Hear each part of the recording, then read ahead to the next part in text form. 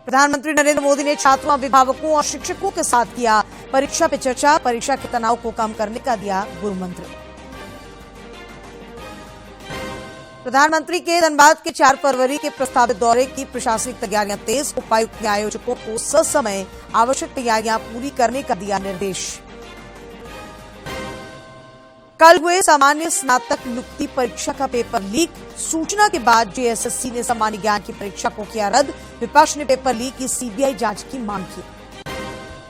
और मौसम विभाग का पूर्वानुमान, न्यूनतम तापमान में कोई बड़े बदलाव की संभावना नहीं। अगले 3 दिनों में 3 से 4 डिग्री तापमान में होगी बढ़ोतरी।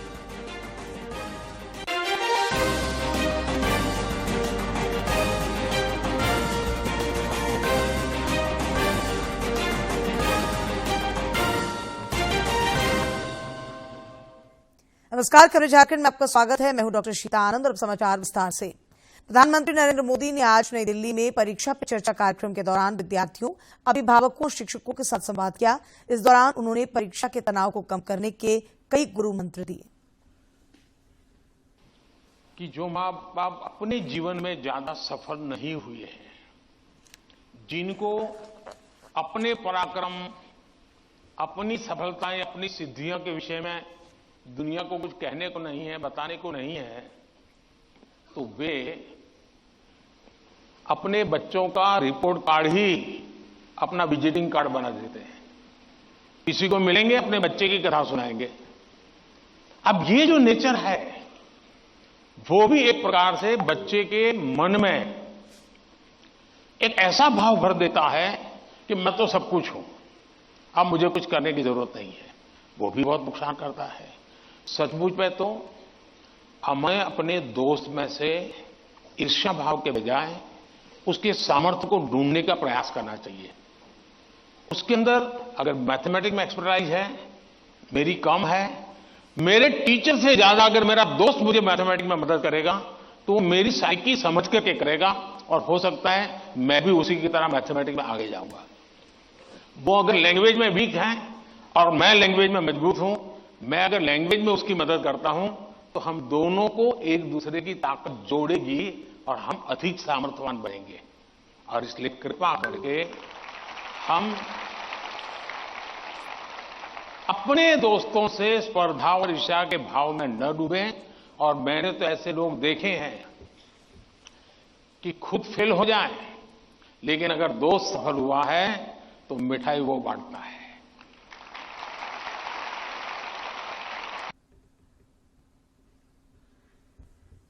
इससे पहले प्रधानमंत्री ने भारत मंडपम में परीक्षा पे चर्चा से जुड़ी प्रदर्शनी का अवलोकन किया। अटल टिंकरिंग लैब, जो देश के करीब 10,000 स्कूलों में अटल टिंकरिंग लैब खोला गया है और वहां के बच्चों ने अपना यहाँ पर जो उन्होंने नवाचार किए हैं उसको यहाँ पर प्रदर्शित किया जा रहा है। क्योंकि अटल टिंकरिंग लैब जो कि प्रधानमंत्री की परिकल्पना में ही शुरू किया गया है, वो देश भर के स्कूलों में नवाचार यानी इनोवेशन का एक कल्चर डेवलप करने में काफी मददगार साबित हुआ है। और ये जो 10,000 स्कूलों की बात मैंने कही, यहाँ पर जो अटल टिंकरिंग लैब खोले गए हैं, यहाँ पर बच्चे तमाम तरह के इनोवेटिव आइडियाज के साथ काम करते हैं और जो सोशल प्रॉब्लम है उनका हल ढूंढने की कोशिश करते हैं अटल टिंकरिंग लैब के जरिए। और मैं ये भी बता दूं कि 1 करोड़ से अधिक बच्चे एक्टिवली इसमें इंगेज है। अटल टिंकरिंग लैब में देश भर के 1 करोड़ से अधिक बच्चे इंगेज है इन 10,000 स्कूलों में। तो यहाँ पर जो अटल टिंकरिंग लैब की जो एग्जीबिशन लगाई गई है वहाँ उनके प्रोजेक्ट का, उसमें जैसे कुछ मैं आपको बताना चाहूंगा। तो जैसे कुछ बच्चों ने स्मार्ट ट्रैफिक सिग्नल, इसके बारे में अपना प्रोजेक्ट लगाया है। उसके अलावा सेफ्टी ड्रोन फॉर मिलिट्री, ये काफी इंपॉर्टेंट है कि मिलिट्री के लिए सेफ्टी ड्रोन उन्होंने तैयार किया, जो कि जो जैसे हम बॉम्ब की बात करते हैं तो उसको बॉम्ब डिस्पोजल की बात करते हैं, तो बॉम्ब को ये बिना उसको छुए वो सेफली डिस्ट्रॉय कर सकता है। एक ये प्रोजेक्ट है। और उसके अलावा जो लैंडमाइन का डिटेक्शन भी कर सकता है ये ड्रोन। तो मिलिट्री के लिए ये काफी एक इंपॉर्टेंट एक प्रोजेक्ट है जिसको बच्चों ने तैयार किया है। उसके अलावा एक वायुपुत्र नाम से एक इन्होंने डिवाइस तैयार किया जिसको अगर ट्रैफिक सिग्नल के ऊपर लगा दिया जाए तो ये एयर को यानी हवा को प्यूरिफाई कर सकता है और ऑक्सीजन को रिलीज कर सकता है। जैसे एयर ट्रैफिक पे काफी लोगों को पोल्यूशन का सामना करना पड़ता है ट्रैफिक सिग्नल पे, तो ट्रैफिक सिग्नल पे अगर इसको इंस्टॉल कर दिया जाए तो वो हवा को प्रदूषित को प्यूरिफाई करने में ये मददगार साबित हो सकता है। वायुपुत्र नाम का ये प्रोजेक्ट है। प्रधानमंत्री नरेंद्र मोदी के 4 फरवरी को प्रस्तावित धनबाद दौरे को लेकर प्रशासनिक तैयारियां तेज हो गई हैं। संभावना है कि प्रधानमंत्री अपने दौरे के क्रम में सिंदरी स्थित हल कारखाने का उद्घाटन करेंगे। सूचना के मुताबिक हल के उद्घाटन के बाद प्रधानमंत्री द्वारा बरवा अड्डा हवाई अड्डे में जनसभा को संबोधित किया जाएगा। इसे लेकर उपायुक्त वरुण रंजन और एसएसपी ने हल कारखाना और बरवा अड्डा हवाई अड्डा में तैयारियों का जायजा लिया। उन्होंने आयोजकों के साथ बैठक कर सभी आवश्यक तैयारियां ससमय पूरा करने का निर्देश दिया। झारखंड कर्मचारी चयन आयोग जेएसएससी की ओर से 28 जनवरी को आयोजित झारखंड सामान्य स्नातक योग्यताधारी संयुक्त प्रतियोगिता की तृतीय पाली की परीक्षा रद्द कर दी गई है। रविवार की देर रात आयोग ने परीक्षा रद्द करने की अधिसूचना जारी की। परीक्षा की अगली तिथि जल्द ही जारी की जाएगी। पेपर लीक होने की खबरों के बाद जेएसएससी ने ये फैसला किया है। इस बीच भारतीय जनता पार्टी ने पेपर लीक मामले की सीबीआई जांच कराने की मांग की है। पार्टी के प्रदेश अध्यक्ष बाबूलाल मरांडी ने सीजीएल परीक्षा में कथित तौर पर पेपर लीक मामले पर सोशल मीडिया पर अपना बयान जारी किया है। उन्होंने कहा कि कई छात्रों ने सोशल मीडिया पर आंसर शीट जारी की है। साथ ही व्हाट्सएप पर भी परीक्षा के पहले ही प्रश्न पत्रों के सामने आने की बात आ रही है। उन्होंने कहा कि ये परीक्षा कथित तौर पर भ्रष्टाचार के दायरे में आ गई है, इसलिए इसकी सीबीआई जांच होनी चाहिए। राज्य में धनबाद पुस्तकालय को खास मुकाम हासिल है। दरअसल यहां संविधान की 16 मूल प्रतियों में से एक प्रति सहेज कर रखी गई है। संविधान लागू होने के समय देश भर में कुल 16 मूल प्रतियां जारी की गई थी, उन्हीं में से ये एक कॉपी है। प्रतियों में से एक प्रति सहेज कर रखी गई है। दरअसल साल 1950 में जब भारत का संविधान लागू हुआ था, उस संविधान की मूल प्रति की एक कॉपी धनबाद में भी लाई गई थी, जो आज भी धनबाद लाइब्रेरी में मौजूद है। सामान्य तौर पर यह अलमारी में सुरक्षित रहती है, लेकिन गणतंत्र दिवस, स्वतंत्रता दिवस और संविधान दिवस के मौके पर इसे देखने के लिए काफी लोग आते हैं। छात्रों के लिए यह तो साक्षात इतिहास से साक्षात्कार जैसा अनुभव होता है। एक हम लोग को 15 अगस्त के दिन, फिर 26 जनवरी के दिन और संविधान निर्माण यानी कि जिस दिन बन के तैयार हुआ था संविधान का ये हमारा मूल प्रति, उस दिन हम लोग को देखने को मिलता है। यानी कि 3 दिन हमें संविधान का मूल प्रति पढ़ने को मिलता है। और इस विषय में हम लोग यही बोलेंगे कि ये मूल प्रति है, इसको छूने के बाद अलग ही गौरवान्वित महसूस हो रहा है अंदर से। और इसमें जितने भी उस समय संचालन समिति के सदस्य थे, उनका सबका हस्ताक्षर इसमें मौजूद है। संविधान की यह प्रति कई मायनों में खास है। संविधान की इस प्रति में देश के पहले राष्ट्रपति डॉक्टर राजेंद्र प्रसाद और तत्कालीन प्रधानमंत्री जवाहरलाल नेहरू सहित संविधान सभा के सदस्यों के हस्ताक्षर भी हैं। बताया जाता है कि इस किताब को लिखने के लिए जिस कागज का प्रयोग किया गया था, उसे 1000 वर्ष तक भी सुरक्षित रखा जा सकता है। साथ ही इस पर लिखे अक्षरों को पढ़ा जा सकता है। किताब के अंदर विभिन्न नियमों और कर्तव्यों को समझाने के लिए कई प्रकार के चित्रों का भी प्रयोग किया गया है। जानते हैं कि मूल 16 प्रति हैं, तो शायद कहीं भी कहीं होगी सुरक्षित ढंग से ही रखा गया होगा। लेकिन हाँ, सरकार द्वारा से यही कहना चाहूँगा कि जहाँ भी है सुरक्षित है, लेकिन इसे अवेयर करने की जरूरत है। जैसे जो पुस्तकालय में आते हैं या और भी कोई पढ़ने के लिए आते हैं, कॉन्स्टिट्यूशन के बारे में देखने के लिए लगते हैं या संविधान के प्रति मतलब की प्रति को देखना चाहते हैं, तो सरकार को एक ऐसी व्यवस्था करनी चाहिए कि जिसे हर वर्ग, हर तबका का, हर विद्यार्थी लाइब्रेरी में आते हैं, जो नहीं भी आते हैं, वो आगे पुस्तकालय में जहाँ भी सुरक्षित है उसे आराम से देख सके, पढ़ सके। जानकारों के अनुसार संविधान की असली कॉपी प्रेम बिहारी नारायण रायजादा ने अपने हाथों से बेहतरीन कैलीग्राफी के जरिए इटैलिक अक्षरों में लिखी थी। इसके हर पन्ने को शांति निकेतन के कलाकारों ने सजाया था। धनबाद लाइब्रेरी में इस मूल प्रति का रहना जिले के लोगों के लिए गौरव की बात है। धनबाद लाइब्रेरी में रखी संविधान की यह मूल प्रति निश्चित रूप से दुर्लभ और अनमोल है, जो लोकतांत्रिक व्यवस्था का सबसे पवित्र दस्तावेज भी है। धनबाद से अजय कुमार सिन्हा की रिपोर्ट। रामगढ़ में 1 दिवसीय कृषि मेला सह कृषक वैज्ञानिक संवाद कार्यक्रम का आयोजन हुआ। रामगढ़ के मांडू स्थित कृषि विज्ञान केंद्र में आयोजित इस किसान मेला सह कृषक वैज्ञानिक संवाद कार्यक्रम में वर्चुअल मोड से सांसद जयंत सिन्हा ने भी दिल्ली से शिरकत की। इस दौरान मांडू विधायक जयप्रकाश भाई पटेल के अलावा नाबार्ड समेत अन्य संस्थानों के प्रतिनिधि भी मौजूद थे। अपने संबोधन में मांडू विधायक ने कृषि के उन्नत तकनीक के उपयोग पर बल दिया। इन सभी वैज्ञानिक लोगों का और जितने भी इनके निदेशक लोगों का आज आमंत्रण था कि आज नाबार्ड और विभिन्न के माध्यम से आज यहाँ प्रदर्शनी और कुछ किसानों को लेकर कुछ कार्यशाला है, तो इसी में लोग निमंत्रण दिए, हम लोग पहुंचे। इस मौके पर भारतीय कृषि अनुसंधान परिषद झारखंड के प्रमुख अरुण कुमार सिंह ने बताया कि किसानों को प्राकृतिक और वैज्ञानिक विधि से खेती करने के लिए प्रेरित किया जा रहा है, ताकि वे अपनी आय दोगुनी कर सकें।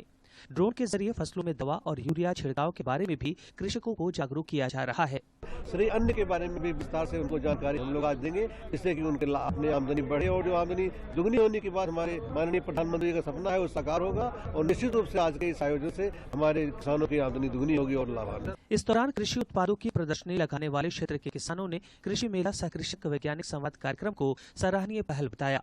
कृषि विभाग से जो अभी जैविक खेती होता है उसके बारे में आज हम लोग को यहाँ का महिलाओं को जागरूक किया गया कि जो जैविक खेती है वो बहुत बेस्ट है, उसमें हम लोग को और कार्य करना चाहिए, आगे बढ़ना चाहिए। इस मौके पर वैज्ञानिक पद्धति से खेती करने वाले सफल किसानों को भारतीय कृषि अनुसंधान झारखंड के अधिकारियों ने उपहार और सर्टिफिकेट देकर सम्मानित भी किया। रामगढ़ से के तिवारी की रिपोर्ट। महिला एवं बाल विकास विभाग और झारखंड पुलिस को कामयाबी मिली है। एकीकृत पुनर्वास संसाधन केंद्र नई दिल्ली और साहिबगंज पुलिस ने 2 मानव तस्करों को गिरफ्तार करने के साथ उनके घर से बरामद दस्तावेज के आधार पर 19 लड़कियों को मुक्त कराया है। इनमें 14 नाबालिग हैं। सभी को दिल्ली के विभिन्न जिलों के बाल कल्याण समिति में प्रस्तुत करने और वैधानिक कार्यवाही के बाद उन्हें झारखंड महिला एवं बाल विकास विभाग द्वारा वापस उनके घरों में पुनर्वासित किया जाएगा। रांची जिले में पुलिस ने 16 जनवरी को दशम फॉल इलाके में हुई लूटकांड की घटना का खुलासा कर दिया है। रांची के वरीय पुलिस अधीक्षक चंदन कुमार सिन्हा ने संवाददाता सम्मेलन में बताया कि 4 अपराधियों को गिरफ्तार कर 11,80,000 रुपए बरामद किए गए हैं। पूरी तरह से घटना पूर्व नियोजित थी और जो 4 अपराधियों को बस के पैसेंजर से जो वादी थे उन्होंने देखा था, वो था कि 2 जो शुरू में चढ़े थे और 2 बीच में चढ़े, लेकिन इस पूरे षड्यंत्र में और भी लोग शामिल हैं। पकड़े जाने के बाद संख्या और क्या तरीका था उसका खुलासा किया जाएगा। जमशेदपुर पुलिस ने ओल्ड एज होम और चेशायर होम में बुजुर्ग और बच्चों के बीच कंबल, टॉफी और पठन पाठन सामग्री का वितरण किया। जमशेदपुर पुलिस की ये पहल सराहनीय है। जिले के वरीय पुलिस अधीक्षक किशोर कौशल ने कहा कि इस तरह की पहल से आम पब्लिक और पुलिस के बीच की दूरियां कम करने का प्रयास किया जाता है।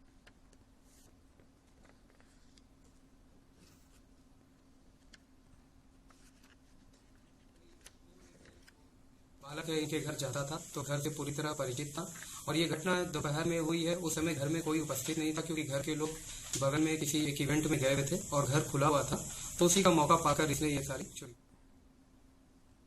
जामताड़ा जिले के नारायणपुर और जामताड़ा प्रखंड कार्यालय परिसरों में मेगा विधिक सशक्तिकरण एवं जागरूकता शिविर का आयोजन किया गया। नारायणपुर प्रखंड कार्यालय परिसर में अतिरिक्त जिला एवं सत्र न्यायाधीश एस.टी. तिवारी ने शिविर की अध्यक्षता की। वहीं जामताड़ा प्रखंड कार्यालय परिसर में उपायुक्त, जिला जज सहित अन्य पदाधिकारियों ने भाग लिया।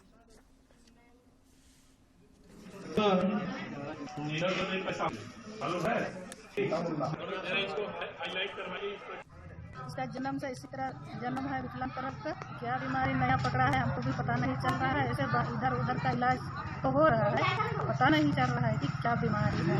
बहुत होगा बच्चा ऐसा 10 साल से अभी तक बोल नहीं पाता, कोई कौन सी बीमारी है तो पता नहीं। विकास से ऐसे मांग की गई थी व्हील चेयर वगैरह के लिए, तो इसी के माध्यम से इस बच्चे की जानकारी हुई और बच्चे को यहाँ लाया गया। जमशेदपुर के गोपाल मैदान में बंग उत्सव का आयोजन किया गया, जिसमें कुल्हान के विभिन्न क्षेत्रों के अलावे बोकारो, धनबाद और रांची के लोग भी शामिल हुए। यहाँ विभिन्न तरह की प्रदर्शनी और स्टॉल भी लगाए गए थे। बंग उत्सव के अध्यक्ष अचिंतम गुप्ता ने कहा कि झारखंड में बंगवासी की संख्या 11 जिलों में काफी है और अन्य जिलों में भी बंगवासी अच्छी संख्या में रहते हैं।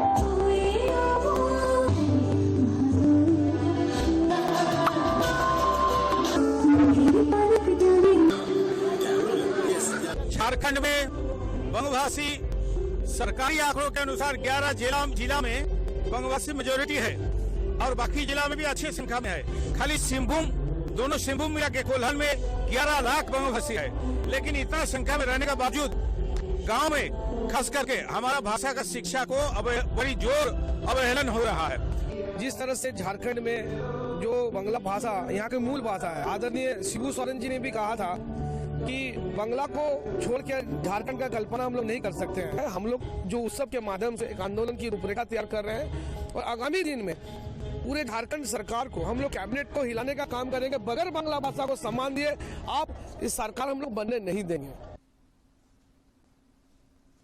और अब बात मौसम की। राज्य में पिछले 24 घंटों के दौरान मौसम शुष्क रहा। वहीं मौसम विज्ञान केंद्र रांची के मुताबिक अगले 24 घंटों में न्यूनतम तापमान में कोई बड़े बदलाव की संभावना नहीं है। मौसम विभाग ने अपने पूर्वानुमान में बताया है कि अगले 2 दिनों में 3 से 4 डिग्री सेल्सियस की बढ़ोतरी होने की संभावना है। अब देखते हैं फटाफट अंदाज में खेल की खबरें।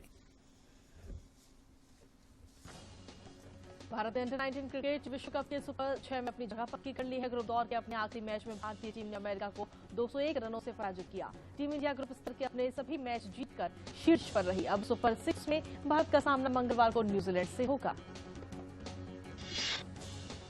अंडर-19 विश्व कप के ग्रुप दौर के अपने अंतिम मैच में टॉस हारकर पहले बल्लेबाजी करने उतरी भारतीय टीम ने निर्धारित 50 ओवर में 326 रन बनाए। भारत द्वारा दिए गए विराट लक्ष्य का पीछा करने उतरी अमेरिकी टीम 125 रन पर ही सिमट गई और मैच गंवा दिया। मिस्र के काहिरा में चल रहे ISSF विश्व कप में महिलाओं की 10 मीटर एयर राइफल स्पर्धा में सोनम उत्तम मस्कर ने रजत पदक हासिल करने में सफलता पाई। प्रतियोगिता का स्वर्ण पदक जर्मनी की जॉनसन के नाम रहा, जबकि पोलैंड की एनेटा ने कांस्य पदक जीता। यानिक सिनर ने ऑस्ट्रेलियन ओपन का पुरुष एकल खिताब जीत लिया है। फाइनल में इटली के चौथे वरीयता प्राप्त खिलाड़ी सिनर ने रूस की तीसरी वरीयता प्राप्त डैनियल मेडवेडेव को 5 सेट तक चले कड़े मुकाबले में शिकस्त दी। ICC ने श्रीलंकाई क्रिकेट पर लगाए निलंबन को हटा लिया है। ICC ने कहा कि अब वो संतुष्ट है कि SLC अब सदस्यता दायित्वों का उल्लंघन नहीं कर रहा है। मैनचेस्टर यूनाइटेड ने FA कप के चौथे दौर में न्यूपोर्ट काउंटी को 4-2 के अंतर से हरा दिया है। मैनचेस्टर यूनाइटेड की तरफ से पहला गोल ब्रूनो फर्नांडिस ने 7वें मिनट में किया।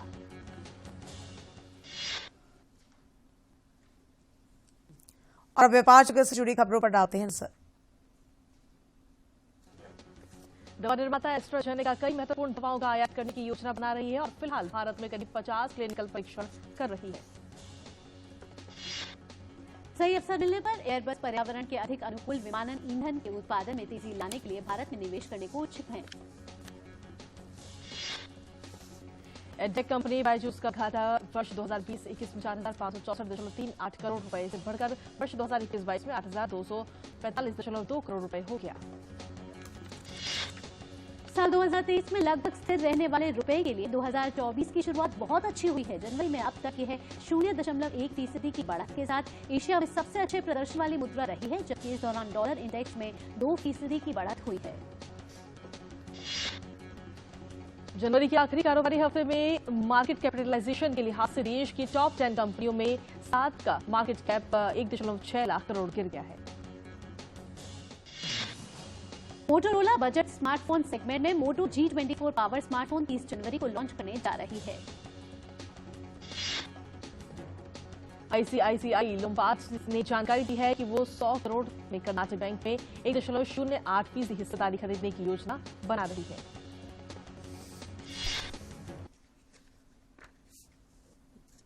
सेहत की बात में देखिए खास रिपोर्ट।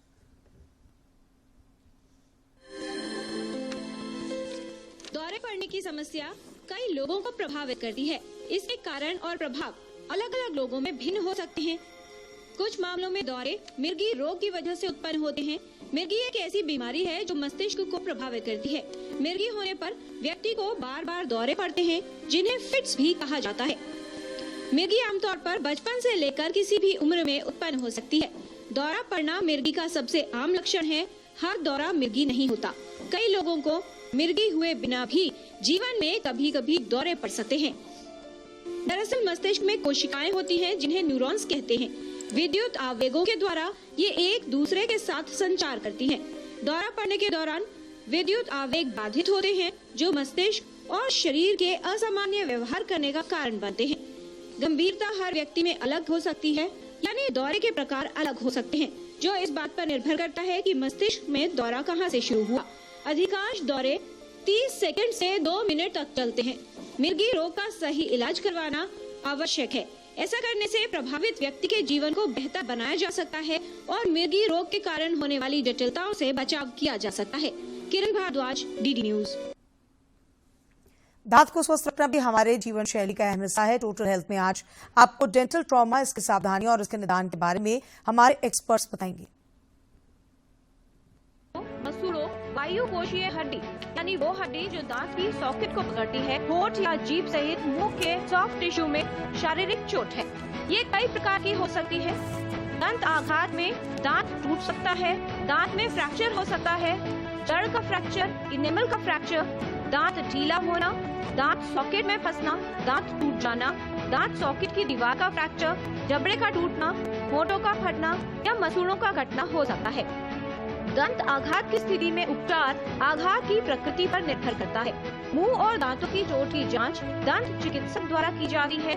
खास तौर पर यदि कोई दांत ढीला हो गया हो या क्षतिग्रस्त हो गया हो, ऐसे मामले में उसका सही इलाज करना बेहद आवश्यक हो जाता है। कुछ मामलों में जब एक दांत स्पष्ट रूप से क्षतिग्रस्त हो जाता है तो उसके आसपास के दांतों को भी क्षति हो सकती है जो ऐसे दिखाई नहीं देती, इसलिए उसका सही रूप से परीक्षण करना आवश्यक है। दंत आघात की स्थिति में प्राथमिक चिकित्सा का विशेष महत्व है। यदि दांत टूट गया हो तो उसे सुरक्षित तरीके से अस्पताल पहुंचाया जाना चाहिए। साथ ही ये सुनिश्चित करना भी जरूरी है कि उसे और अधिक क्षति न हो। दंत आघात से बचाव के लिए महत्वपूर्ण है सावधानी रखना। किरण भारद्वाज, डीडी न्यूज।